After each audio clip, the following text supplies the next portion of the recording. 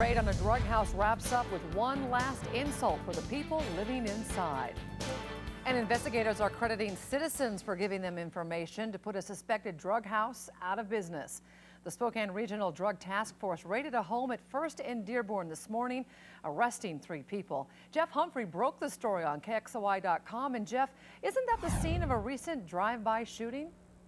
It is, Nadine, and that is one of several reasons why you don't want a drug home in your neighborhood. Someone used a shotgun to blast out a window on this place back on February 5th, and after that, nearby residents were worried about getting caught up in the drug-related crossfire.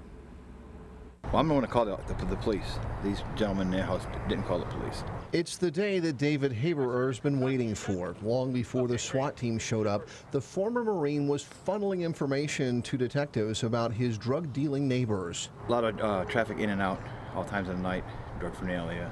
And so this morning, under the watchful eye of a Border Patrol helicopter, the Regional Drug Task Force used a SWAT team to execute a search warrant here.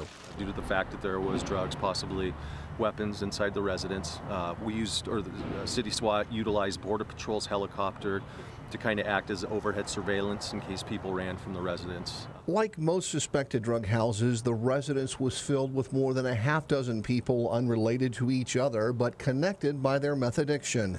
Investigators had to wear masks because of the smell and filth inside the residence. The conditions inside the residence are bad enough to where investigators had to have masks before they went in due to the fact that it was so dirty. 3 people, including the suspected resident dealer, were arrested. Detectives seized user amounts of methamphetamine, and neighbors celebrated what they hope will lead to the eviction of the current tenants. Absolutely.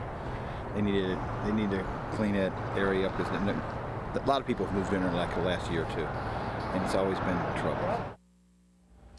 And just as the task force was leaving, the remaining tenants got some additional bad news. A repo man showed up to repossess the last running car here on the property. When you are addicted to methamphetamine, Nadine, it is hard to keep up with your monthly payments. Yeah, I bet. Jeff, a huge effort to bring down this house. How often is the SWAT team called out for these kinds of raids?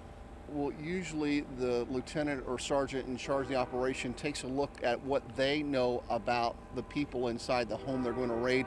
Have confidential informants said they are guarding their inventory with a weapon, or was this guy armed the last time that he was contacted by police? Other times, the SWAT team, if the house is just crawling with users, the SWAT team just shows up to provide kind of a very high level of crowd control. Reporting live in Spokane Valley, Jeff Humphrey, KXOI 4. Thanks.